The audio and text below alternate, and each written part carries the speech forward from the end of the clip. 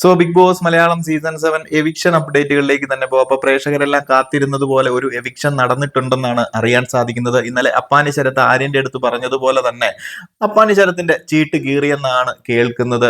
ഈ ഒരു 5ാമത്തെ ആഴ്ചയിൽ Appani Sarath Bigg boss Malayalam season 7 വിട പറഞ്ഞു എന്നാണ് നമുക്ക് ഇപ്പോൾ ലഭിക്കുന്ന ഒരു ന്യൂസ്. ഇതൊരു ഫെയർ എവിക്ഷൻ ആണോ അല്ലെന്നുണ്ടെങ്കിൽ അൺഫെയർ ആണോ എന്നൊന്നും ഇതിനകത്ത് നമ്മൾ ചിന്തിക്കേണ്ട കാര്യമില്ല. ഇവിടെ 15 കണ്ടസ്റ്റൻസ് അടുത്ത് എവിക്ഷൻ ഉണ്ടായിരുന്നു. ഇതുപോലെ ഒത്തിരി കണ്ടസ്റ്റൻസ് എവിക്ഷൻ വരുമ്പോൾ ബിഗ് ബോസ് എല്ലാ സീസണുകളിലും ഒരു ടെസ്റ്റ് നടത്തുന്നതാണ്. അതിനുവേണ്ടി തന്നെയാണ് മാക്സിമം കണ്ടസ്റ്റൻസിനെ എവിക്ഷനിൽ ഈ ഒരു ആഴ്ച ഇട്ടതും.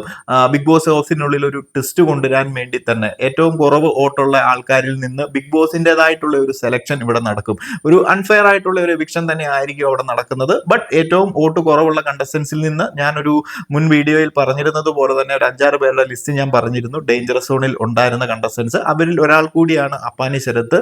സോ ബിഗ് ബോസിന്റെ ഒരു ടെസ്റ്റ് കൊണ്ടുവരാൻ വേണ്ടിയിട്ട് ഏറ്റവും പുറകിൽ വോട്ട് കിടക്കുന്ന ഒരാളെ അതിൽ നിന്ന് മാറ്റിയിട്ട് കുറച്ച് നെഗറ്റീവ് ഇമ്പാക്റ്റോട് കൂടി ബിഗ് ബോസ് ഹൗസിനുള്ളിൽ നിൽക്കുന്ന നെഗറ്റീവ് കണ്ടന്റ് കൊടുത്തുകൊണ്ടിരിക്കുന്ന ഒരാളെ, പുറത്തോട്ട് പോകില്ല എന്ന് കരുതിക്കൊണ്ടിരിക്കുന്ന ഒരാളെ ബിഗ് ബോസ് ഹൗസിൽ നിന്ന് എവിക്റ്റ് ചെയ്തു വിടും. നമുക്കറിയാം അപ്പാനി ശരത്ത് അവിടെ ഒരു നെഗറ്റീവ് ഇമേജ് ആണ് കൊടുത്തുകൊണ്ടിരിക്കുന്നതെന്ന്.